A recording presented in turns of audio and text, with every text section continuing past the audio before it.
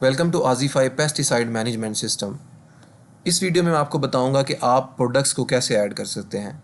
सबसे पहले आप इन्वेंट्री में आएँ तो आपको टॉप पे ऑप्शन मिलेगा प्रोडक्ट्स का। राइट कॉर्नर पे आपको ऐड प्रोडक्ट का बटन मिलेगा।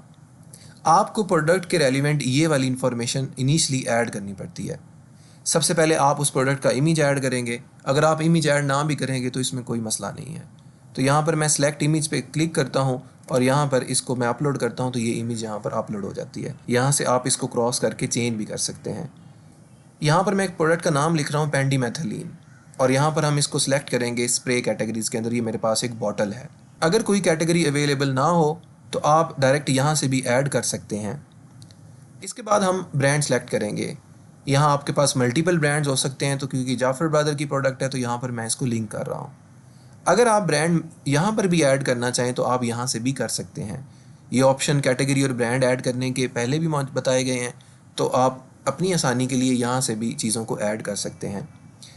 प्रोडक्ट की बेसिक इन्फॉर्मेशन ऐड करने के बाद आप प्राइसिंग सेक्शन के अंदर उसकी पूरी प्राइसिंग डिटेल ऐड करेंगे। बार कोड के अंदर आप कोई भी, जैसे मैं ABC 1 2 3 इस तरह एक कोड ऐड कर सकता हूँ अपनी तरफ से। यहाँ पर sale price, whole sale price, retail price और कॉस्ट प्राइस की रेलिवेंट चीज़ें हैं। सबसे पहले सेल प्राइस का मतलब ये है कि आपने उस प्रोडक्ट को किस प्राइस में सेल करना है। मैं यहाँ पर लिख देता हूँ 2500। इसका मतलब है कि जब हम इसका बिलिंग करेंगे तो वो सेल प्राइस 2500 के हिसाब से बनाएगा। होल सेल प्राइस का मतलब है कि अगर कोई कस्टमर आपका क्लोजली है और आप उसको डिस्काउंट फॉर्म में कोई देना चाहते हैं, आप प्राइस को एडजस्ट कर सकते हैं।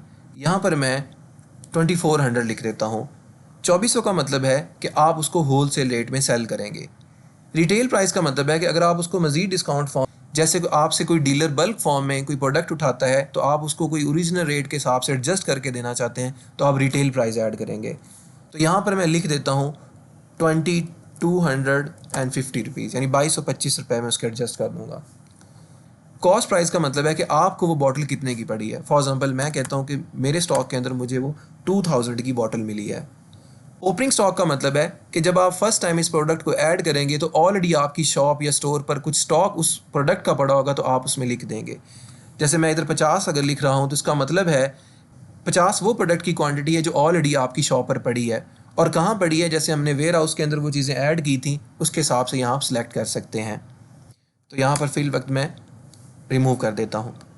नेक्स्ट आप टैक्स कैजुअल कर सकते हैं। फ्यूचर के अंदर आप इस सॉफ्टवेयर को FBR से इंटीग्रेट करवा सकते हैं। फ़िलहाल ये FBR से इंटीग्रेटेड नहीं है, लेकिन इसके अंदर ऑप्शन मौजूद हैं कि अगर आप चाहें तो इसमें इंटीग्रेशन कर सकते हैं। तो यहाँ से आप टैक्स के अकॉर्डिंगली HS कोड और टैक्स रेट्स को डिफ़ाइन करते हुए सॉफ्टवेयर को FBR से लिंक किया जा सकता है।